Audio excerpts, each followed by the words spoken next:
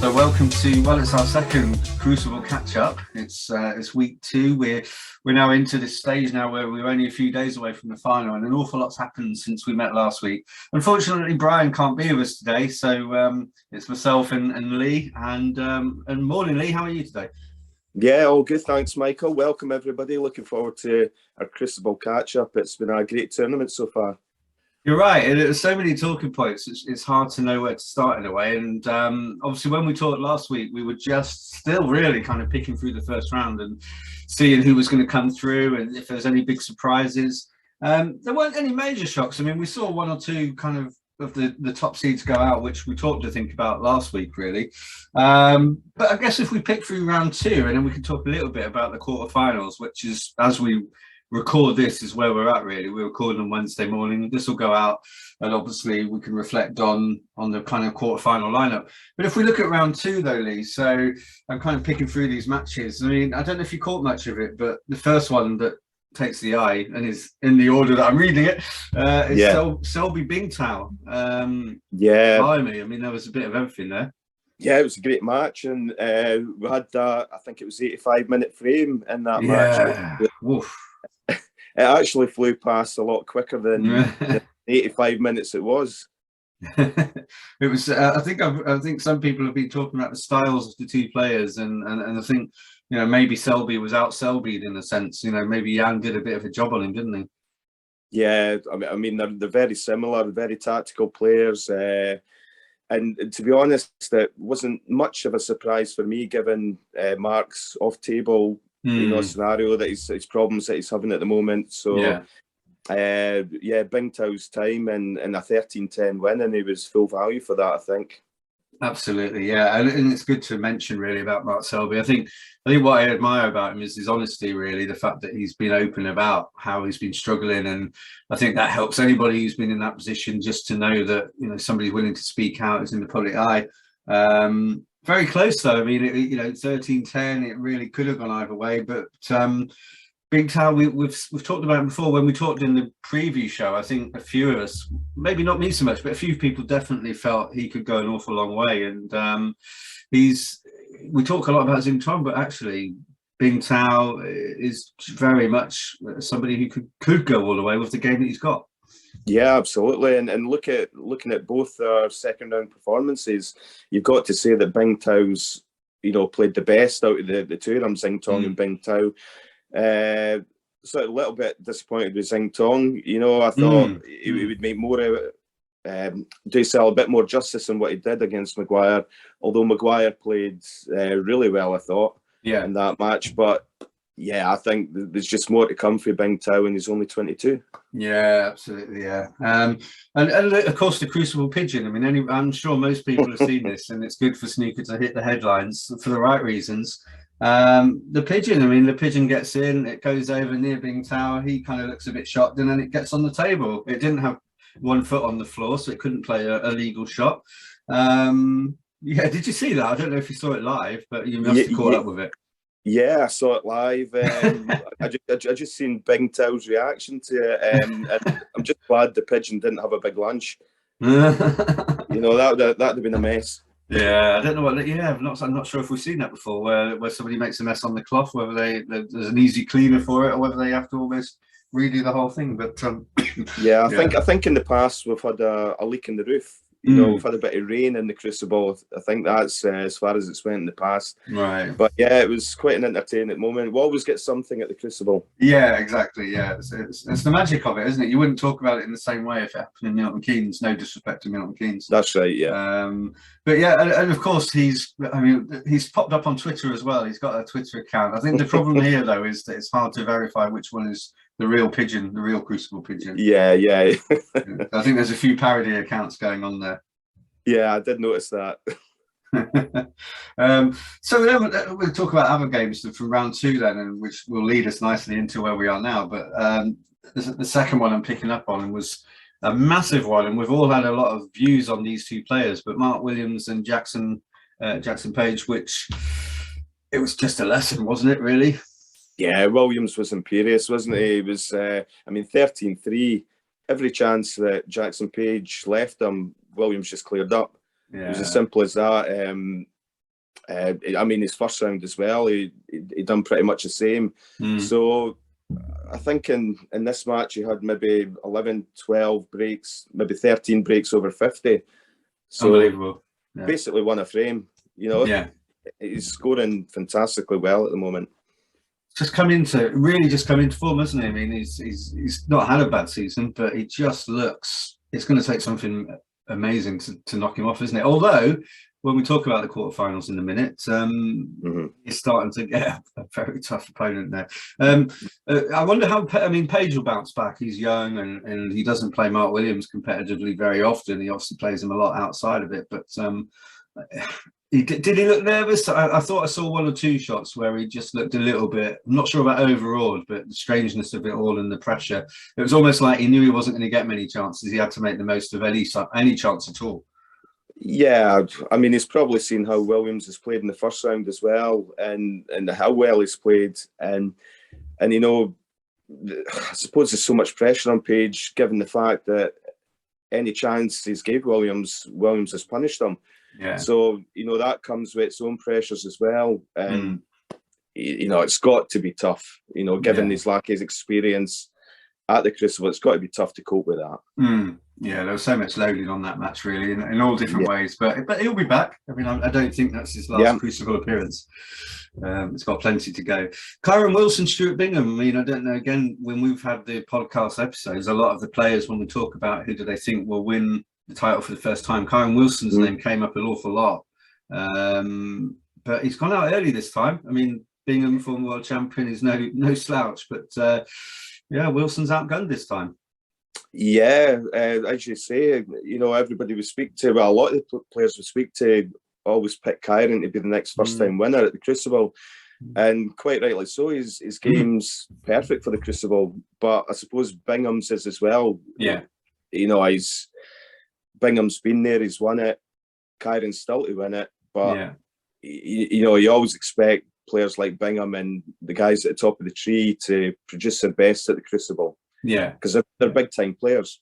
Yeah, definitely. Yeah, the game seems suited to it, don't they? The kind of longer format and the sessionals and. But anyway, but Bingham's through and he's been there before. He knows what he's doing, and again, it's funny, isn't it? He's one of those that I might be wrong, but it doesn't sound like there's been a lot of chatter about him pre-tournament in terms of going all the way. But a very impressive win. The next one's a cracker, really. McGill and Trump, a 13-11 win for Trump. McGill very, very close. Yeah, it was looking quite comfortable at one stage for Trump, and McGill, as you would probably expect, produces a comeback, and he got it really close, 13-11 Trump, but I thought McGill played fantastic to come back. Yeah, and you know, Trump just got over the line in the end, and I think going forward, I think Trump will just get better from here. Do you? I was going to ask you about that because I've seen certainly on social media where you're going to get a hodgepodge of different views, but I've certainly seen a lot where people saying, you know, he's not the player he's been, and did go into America and playing pool, disrupting, all the rest of it. I mean, you know, form's temporary, class is permanent, but you see that he's someone who's going to get stronger as we go forward. Yeah, certainly if he gets to the single table format, the semi-finals, I just think that's suited for Trump. You know, I think he loves to be centre of attention. I think everybody does at that stage. Yeah, I think, you know, single table, you can either fold or you produce your best, and I think Trump's a big time player. He's won everything, so I think he'll come into his own. And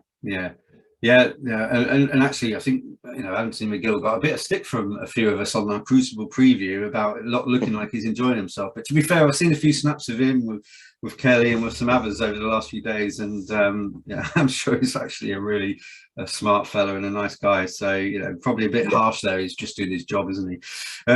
Okay. The next one is, I mean, so many talking points, but Neil Robertson, Jack Lisowski, which we had the 147. And Lisowski still pulled through. It was an incredible match. Yeah, very bittersweet for Neil. You know, he makes the 147, but he goes on to losing the decider. I thought Lisowski, as much as he was brilliant, you know, to close out that match, I thought Robertson didn't play to his heights, you know, to his potential. And I thought that all the way through. And I think there's maybe a bit of a mental block with Robertson in the Crucible and the World Championships. You know, I think he's only made the single.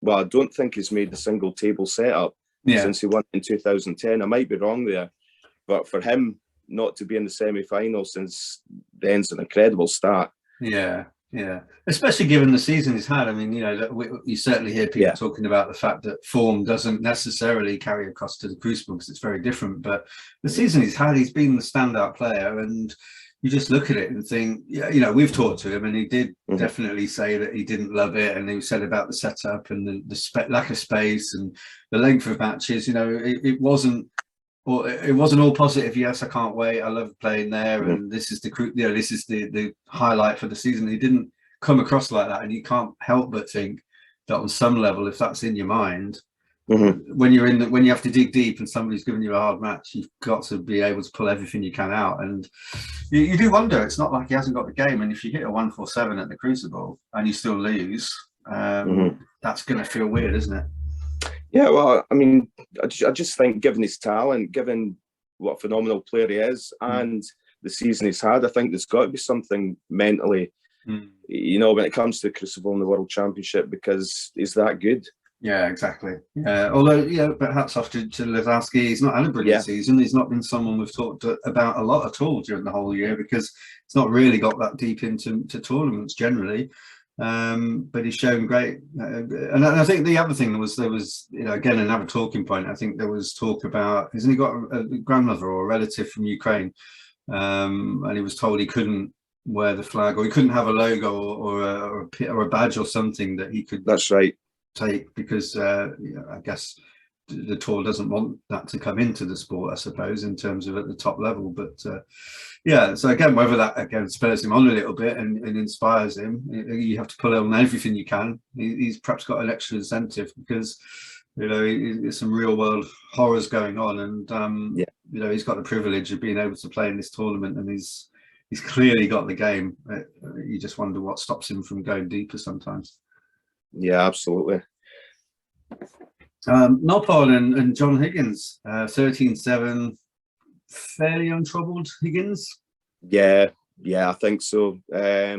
Just a side note to that, obviously Noppon 147 attempt as well. I think he got to the last bed, so that'd have been lovely for him. Obviously, just a new dad as well.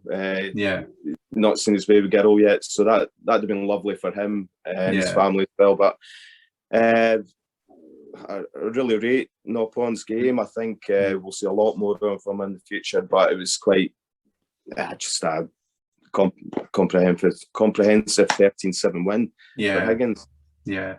And again, what I like about this is that we're seeing players who we don't talk about a lot getting into the early rounds of the Crucible, and then suddenly, you know, we'll talk about them and people will talk about him now, hopefully for next year, and keep an eye out for him, whereas at the start of the season he's probably not one of the first names you talked about when you looked at the tour lineup.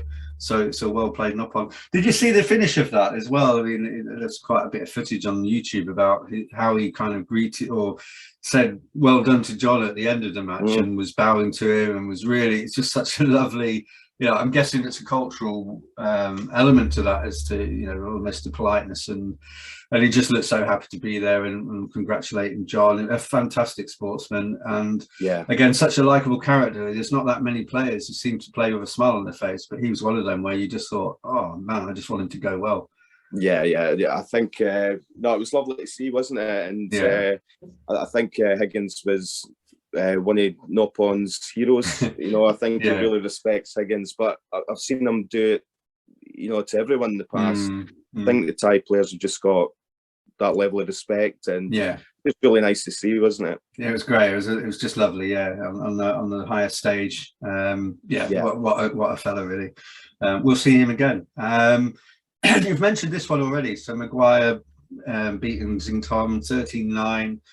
Yeah, a lot of us expected him to go a long way, didn't we? He was the great Chinese hope in the championships, whether it's come a bit early, but he's, experience told out. And Maguire, again, we're talking about someone who came through the qualifiers, but he's, on another day, he's a seed. Yeah. I mean, as you say, we all expected Xingtong to to do well. And no disrespect to Maguire, but I did expect Sing Tong to win this match Yeah, against Maguire, you know. But it never happened. It was 13-9 Maguire, but Maguire played some fantastic snooker to get through, and you could tell by his interview at the end he was delighted to get through. Yeah. You know, I don't think he entirely expected to get through either. No. But he played some good stuff, and he's always capable of that. Yeah, and you kind of looked at it and you thought, well, the first round he beats Murphy in a really tight game. He edges out finalists from last year, so he's clearly got the touch and he's in a good place. And yeah, fantastic win that one. And you know, he's always capable, isn't he?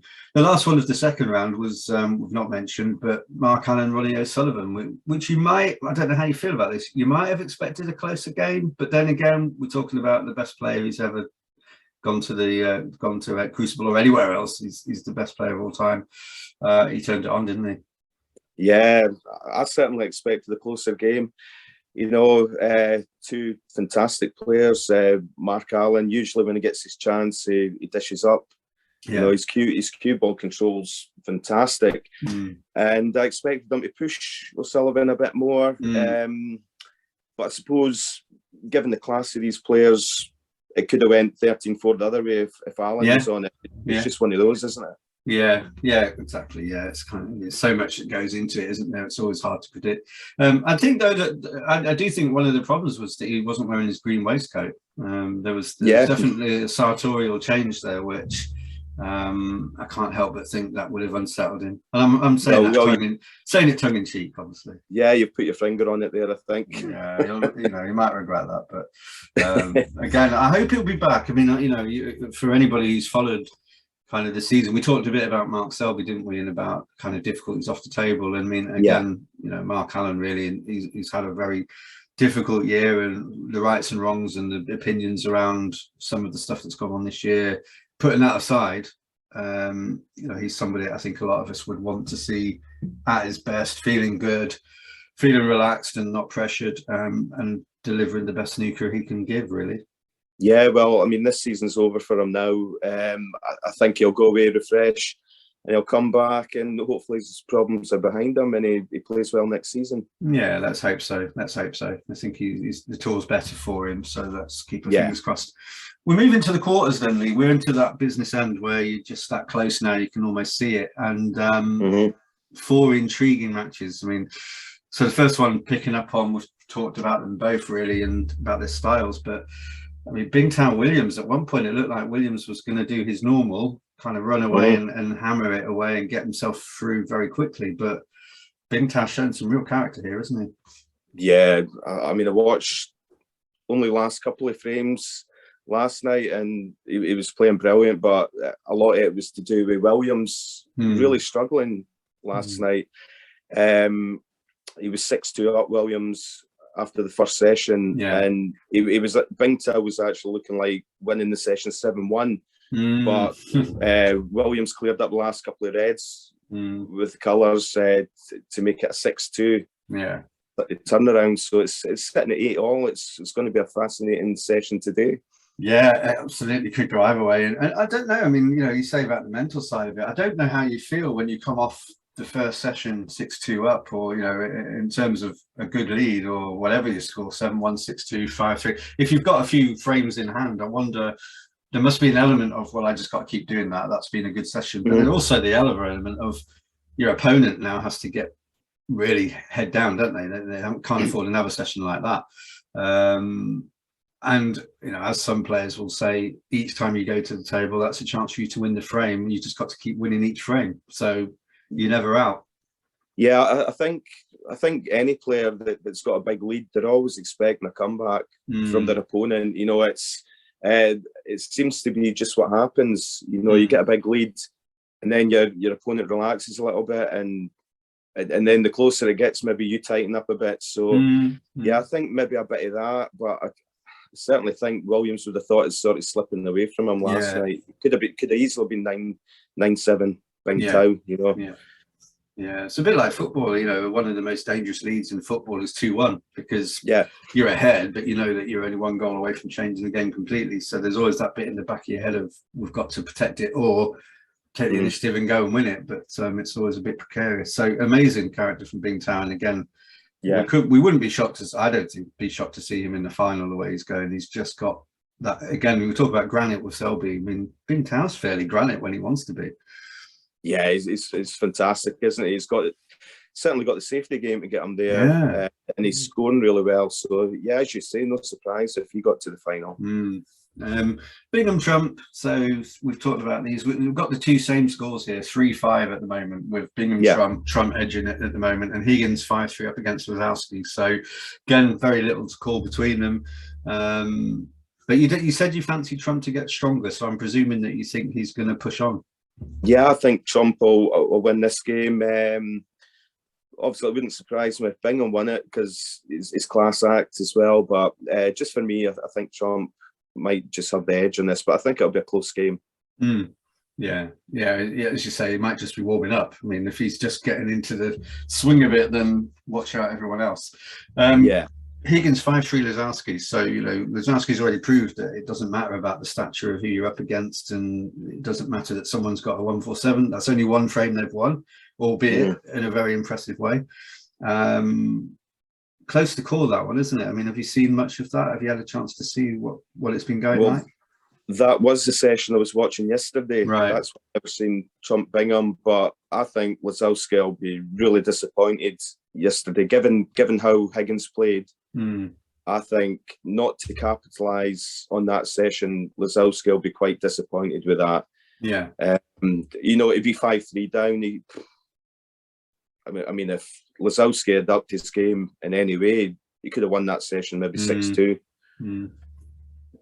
Yeah. And I know everyone, all the players will have a bad session here and there, but for Lazowski to have his bad session when Higgins is having his bad session, it's not ideal for Lazowski, I don't think. No. And then the last one, I guess, is it's Ronnie again, really. It's 11-5 with Maguire. Maguire wins the first frame. Then O'Sullivan has none of that and really starts piling it on. Then it gets a bit topsy-turvy. So, there's something still to play for there, but obviously a clear favourite now. Yeah, that's a done deal, that match, 11-5 up. As you say, Maguire started well. He won the first frame. Ronnie took the next 6. Yeah, wow. And an important last frame for Maguire to come out 6-2 instead of 7-1. But I think even 6-2, you'd be thinking match over. So that's a done deal, that game. Yeah, and so at the moment, I mean, I don't know if you've changed. When we did the predictions at the start, there was a real split between Robertson and O'Sullivan as to who we thought would win. I think Robertson got the most votes. Then it was O'Sullivan, so one of them's still in. If I was to push you to say now, looking at where we're at in the quarters, next time we talk, we'll have finished the tournament. We'll know the winner. If I was going to push you now, Lee, who do you think is going to come through and win? Well, if you're to push me, I would have to go O'Sullivan. Yeah. My pick Robertson's out. I just think O'Sullivan's looking sharp. Apart from his last session against Maguire, he struggled a bit. But, maybe that's his bad session.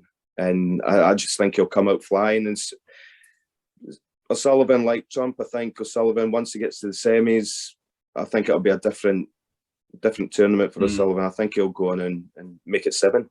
Yeah. He just looks. He looks comfortable as well, doesn't he? I mean, even when he's getting pegged back a little bit, you always get that sense that he's got it in hand, and he's kind of he's been here enough times, hasn't he, that he kind of knows that he's going to pull it out, and he hasn't looked like he's had his back to the wall yet. Yeah, and he's a fantastic front runner. So if he's 6 frames in front of you, I think the match is done. Yeah, it's very hard, isn't it, to come back from that. Okay, so I think we'd agree. O'Sullivan, we all said him or Robertson. Robertson's gone, so O'Sullivan's the clear favourite for us. You never know, though. It's still quite open, but Yeah, he does look a strong favourite, and good to see records coming down.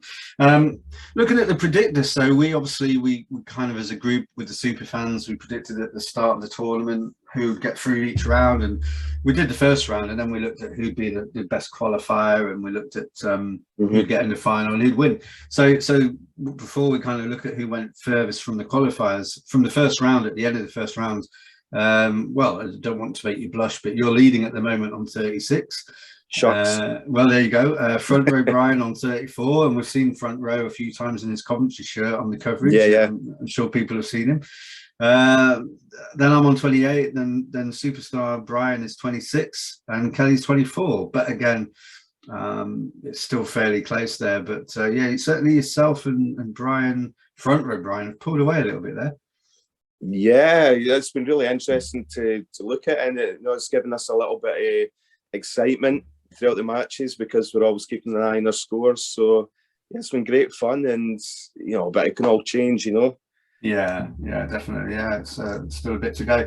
And well, anyone who's there tonight, or if you want to look out, I mean, I'm certainly there on watching table 2 this evening. My first chance to go to the Crucible, so I'm really excited about that, and You'll love it. Yeah, I can't wait. And I think as much of it is just soaking in that feeling that everybody's there for it, and everyone in that area are all going to be there for the snooker, and all the stuff that goes on off the table. So I'm really going to get there mid-afternoon and try and soak it all in a bit. Yeah, and I haven't been there myself, Michael.